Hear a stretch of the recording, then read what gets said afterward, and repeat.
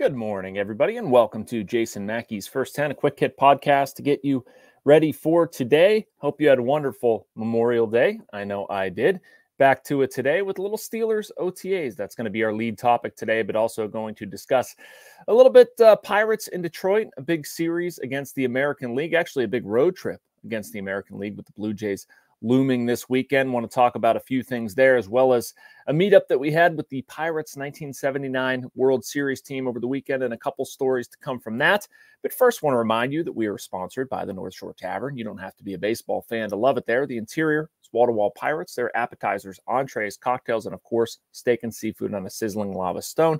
Open every day. The North Shore Tavern across from PNC Park is Pittsburgh's home for steak on a stone. So we have OTAs this week, Steelers resuming on the South Side. I'll be heading over there in a little bit. I wanted to offer 5 takeaways from the first week, 5 things that I saw being down there, 5 storylines that kind of resonated with me, 5 things that I just think we should kind of have in our back pocket as we spin it ahead to this week. And then we'll finish with a couple things there that I think is relevant. In no particular order, I'm going to start with the quarterbacks just because, well, you can always write and talk about the quarterback, and it makes sense. Everything that I have seen, read, heard, all of that, I mean, this is obviously Russell Wilson's job to lose, right? Like, I think Paul Zeiss wrote this last week, and it was an excellent column. It's an absurd thing to even think that Justin Fields is going to supplant him. I mean, there was a story or a quote, maybe when Justin Fields talked about he doesn't plan to hold a clipboard, which I totally understand. I would expect Justin Fields to answer the question that way. But going into the season, there's absolutely nothing that can happen between now and week 1 where Russell Wilson winds up benched. It's his job, as it should be. I think an interesting question, though, is when you flip the switch. And it's a straw man. We're going down the road here. But if Russell Wilson is not effective, when would you go there? I was on the Sunday Sports Showdown with Bob Pompiani, and Mark Cabali was saying that he thinks that the entire year should be dedicated to Russell Wilson or something like that, that they're not really going to see much of a I would disagree with that. I did with Mark that, 4 games, I think is fair to give to Russell Wilson, but the Steelers are in win now mode. And if Justin Fields offers a better mechanism to do that, he should have the job. But anyway, my bigger picture takeaway, Russell Wilson looks good, by the way. I mean, I know football shorts, no pads, whatever, but the idea that he's washed or done, I didn't understand. I didn't find the fit in Denver. I think there's very much an option, which is going to take me to the second point, for him to thrive in Pittsburgh. Being down there also, it's very obvious how much Arthur Smith's offense has already resonated with people. And maybe that is just wanting to get away from Matt Canada, and that's fine. Maybe that's understanding a little bit more why they're doing things. I don't think Canada's play calling, I should tread lightly here. Like, the issue wasn't just the play calling. I think there were more things attached to it, players not necessarily understanding what they're doing in a broader perspective. That was something, talking to George Pickens on Tuesday, that was a little bit more of a takeaway, feeling like these guys get the whole picture more than maybe they did in the past. I still have some minor concerns. Like, I don't understand who opposite George Pickens is going to emerge from that group. I'd love to sit here and think that, Van Jefferson or Quez Watkins or Scotty Miller, these guys they added this offseason, are going to pan out. And maybe, often you see in professional sports, a guy with something to prove, an axe to grind or whatever, that results in really good things. I'd still like to see them address something at the wide receiver 2 position. Roman Wilson emerges and becomes a great offensive threat. Awesome. But I wouldn't be banking on it. That being said, whether it's tight ends, running backs, what the offensive linemen are doing, a lot of talk about Arthur Smith's offense. Guys really seem to like it. They seem to see how it's going to benefit them. And given what we've witnessed, that can only be a good thing. Third storyline is the Cam Hayward stuff. I don't know if I have a ton new to add, more than just I'm completely surprised, stunned, whatever. I mean, one, I'd like to see this end not in an aggravating way, right? Like, I'd like Cam Hayward to have a little bit more realization of self. I'd like Art Rooney II to step in. I'd like, everybody to get in a room and say, like, okay, Cam, what's important to you? What's important Steelers business-wise? Because that doesn't line up for a defensive tackle who's 35 years old to make $24 million a year. It just doesn't. Like, Cam's going to go somewhere else. It's going to sour things with the Steelers. It shouldn't. He's meant too much to this organization in this city. He's got to have more of an awareness that, like, you're not going to pay somebody at his age with his recent injury history that amount of money. That doesn't make sense. Now, if you want to stay and you want to have a couple years of security, I understand that. And then it's on the Steelers to make sure that ends appropriately within their business structure. So to me, you put two people in a room, you get it figured out. This is not a direct comparison, but I go back to the Brian Reynolds contract negotiations with the Pirates, just something I was a little bit more in tune with. And, you know, the Reynolds camp is yelling one thing. The Pirates are echoing something. They're not even close. And all of a sudden you get Nutting and Reynolds in a room, and Reynolds is like, well, I need some no trade protection. And I like this dollar amount. And Nutting is like, okay, you're important to us. And, next thing you know, the deal gets done.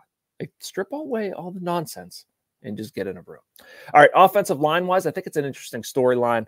Some of the quotes coming out of there from Dan Moore Jr. about strictly playing left tackle, which I understand some of his limitations, but I'm reading those. I'm reading Broderick Jones saying, he could play anywhere. I'm watching Troy Fautanu and seeing what a massive human being he is, and you can kind of see the writing on the wall here, right? I mean, Fautanu is going to take over. Broderick Jones is going to bump over to the left side, as Omar Khan is on record saying they want to do. And I don't understand why that switch doesn't flip sooner than later.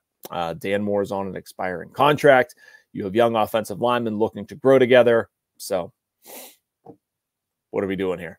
Would be my argument, but I also understand it's football in shorts. Maybe you want to investigate some things further, but that's my takeaway. My fifth was the wide receiver ones, what I already kind of alluded to. So to wrap that up, some stuff to look out for this week.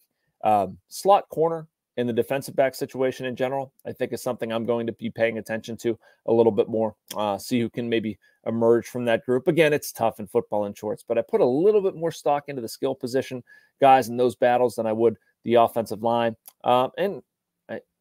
Look, it's going to be a story until it's not. Cam Hayward, Najee Harris, are they there? What did they do?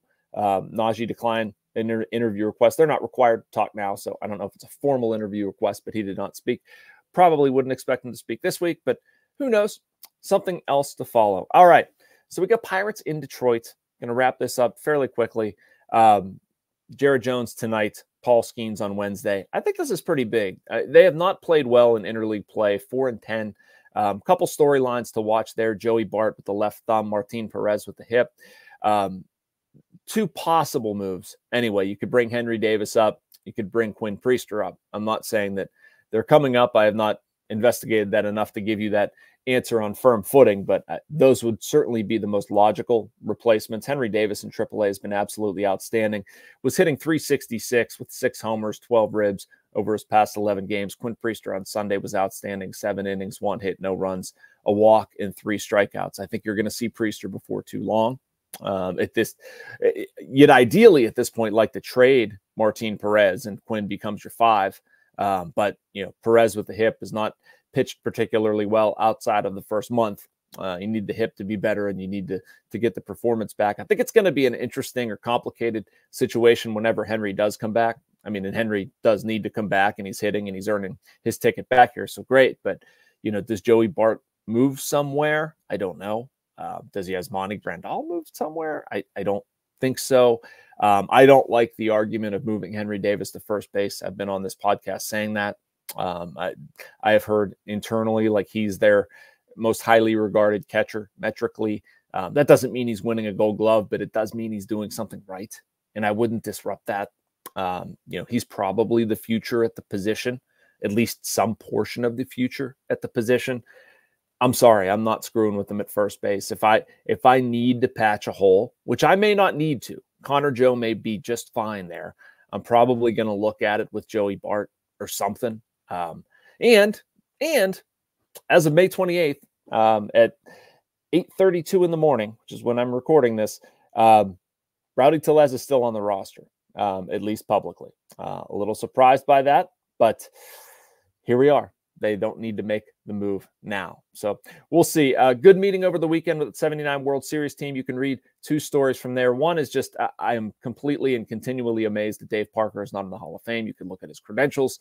I say this to people a lot, that obviously I never watched Dave Parker play, right? I was 40 years old, but I grew up in Pittsburgh, was educated a lot by my dad, spent a lot of time nerding out about baseball. Here's something else I generally go on. If everybody who watched the guy play can't believe that he's in the Hall of Fame, maybe he should be in the Hall of Fame. And I'm not just talking, Joe Blow down the street. Like, I'm talking about guys who were on his team, guys who played in that era. I don't know the reasoning, whether it was the Pittsburgh drug trials, something. I can't come up with a baseball reason. There is no baseball reason. Look at his accomplishments. Look at who has done what Dave Parker has done. Everybody in that sphere is in the Hall of Fame. It doesn't make any sense.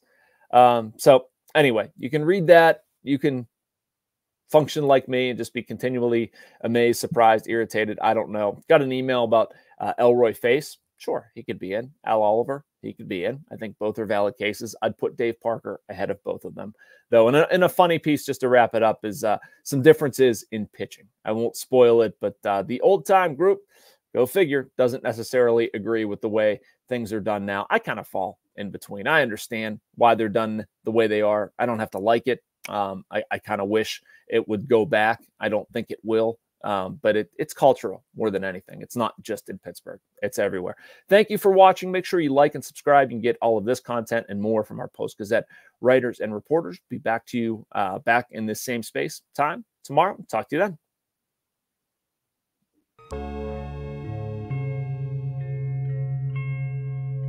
Thank you for checking out this content from Post-Gazette Sports. If you watch this video on YouTube, please like the video and subscribe to our channel. For all of the sports coverage the Post-Gazette has to offer, visit post-gazette.com.